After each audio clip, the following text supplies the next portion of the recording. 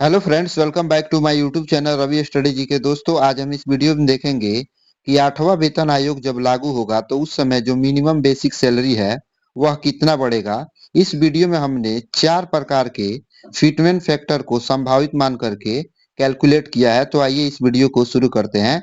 जैसा कि हम सभी को पता है कि सातवां वेतन आयोग जब लागू हुआ था तो उस समय जो हमारा फिटमेंट फैक्टर था वह 2.57 था। लेकिन हमने इसमें संभावित फिटमेंट फैक्टर को मान करके रखा है जो आठवां वेतन आयोग लागू होने के बाद रहने की संभावना है 1.70। दूसरा में रखा है हमने 1.90 फिटमेंट फैक्टर को। तीसरा में रखा है 2.28 फिटमेंट फैक्टर को। और चौथा में रखा है हमने 2.86 फिटमेंट फैक्टर को। यदि यही फिटमेंट फैक्टर रहता है तो हमारा संभावित जो मिनिमम बेसिक सैलरी होगा उसमें कितना बदलाव होगा। तो आइए शुरू करें इस वीडियो को। जैसे कि हम सभी को पता है कि सातवां वेतन आयोग जब लागू हुआ था तो उस समय जो लेवल 1 का मिनिमम बेसिक सैलरी था वह हो गया था 18,000 रुपया। लेकिन यदि फिटमेंट फैक्टर 1.70 रहता है तो यह बढ़ करके हो जाएगा 30,600 रुपया। अब बात करते हैं यदि फिटमेंट फैक्टर 1.92 रहता है तो यह बढ़ करके हो जाएगा 34,560 रुपया। और यदि फिटमेंट फैक्टर 2.28 रहता है तो यह बढ़ करके हो जाएगा 41,040 रुपया।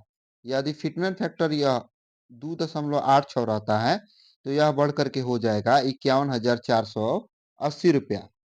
अब बात करते हैं सेकंड लेवल का सैलरी के बारे में। तो सेकंड लेवल के सैलरी में जो सातवां वेतन आयोग लागू हुआ था उस समय था 19,900 रुपया।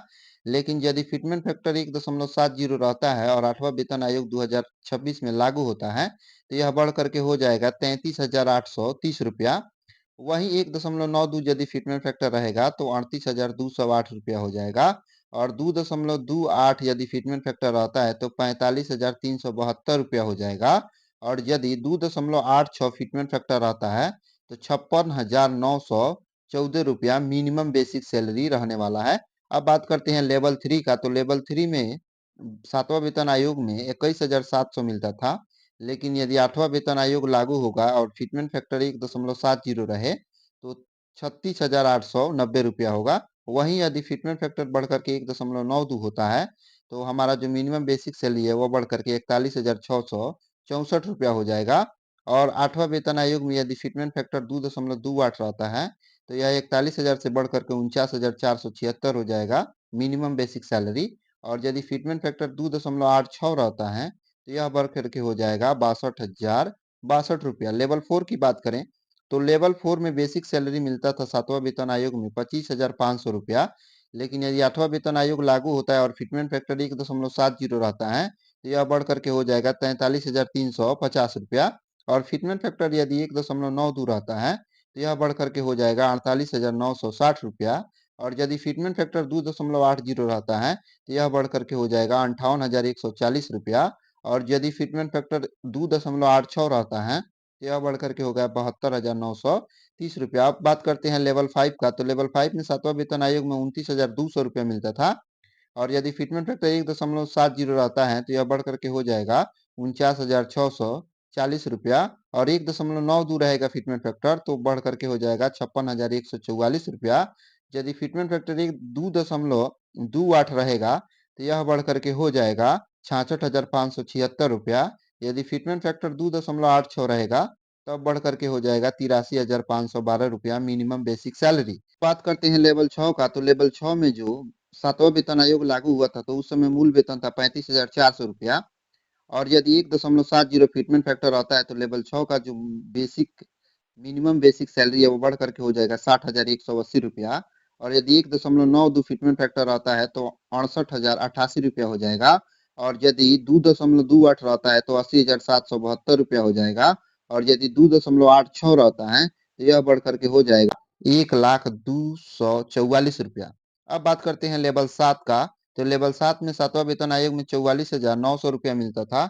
लेकिन यदि आठवां वेतन आयोग लागू होता है और फिटमेंट फैक्टर 1.70 रहता है तो 76,330 रुपया मिनिमम बेसिक सैलरी होने वाला है लेवल 7 का। वहीं यदि फिटमेंट फैक्टर 1.92 होता है तो यह बढ़ करके हो जाएगा 86,208 रुपया। यदि फिटमेंट फैक्टर 2.28 रहेगा तो यह बढ़ करके हो जाएगा 1,02,372 रुपया। यदि फिटमेंट फैक्टर 2.86 रहता है, तो यह बढ़ कर के हो जाएगा 1,28,414 रुपया बेसिक सैलरी। अब लेवल 8 की बात करते हैं। लेवल 8 का जो 7वां वेतन आयोग लागू हुआ था, तो उस समय लेवल 8 का जो बेसिक सैलरी था वह 47,600 था। यह बढ़ कर के हो जाएगा 80,920 यदि फिटमेंट फैक्टर 1.70 रहता है तब, और 1.92 रहेगा तब 91,432। उसके बाद 2.28 रहेगा तो यह बढ़ कर के हो जाएगा 1,08,528 रुपया। और यदि 2.86 होता है तो यह बढ़ कर के हो जाएगा 1,36,136 रुपया। कुछ इसी प्रकार से जो फिटमेंट फैक्टर है, उसमें जैसे-जैसे फिटमेंट फैक्टर में बढ़ोतरी होगी, हमारा जो मूल वेतन होगा उसमें भी बढ़ोतरी होगी। वीडियो पसंद आए तो लाइक और सब्सक्राइब ज़रूर करें। धन्यवाद।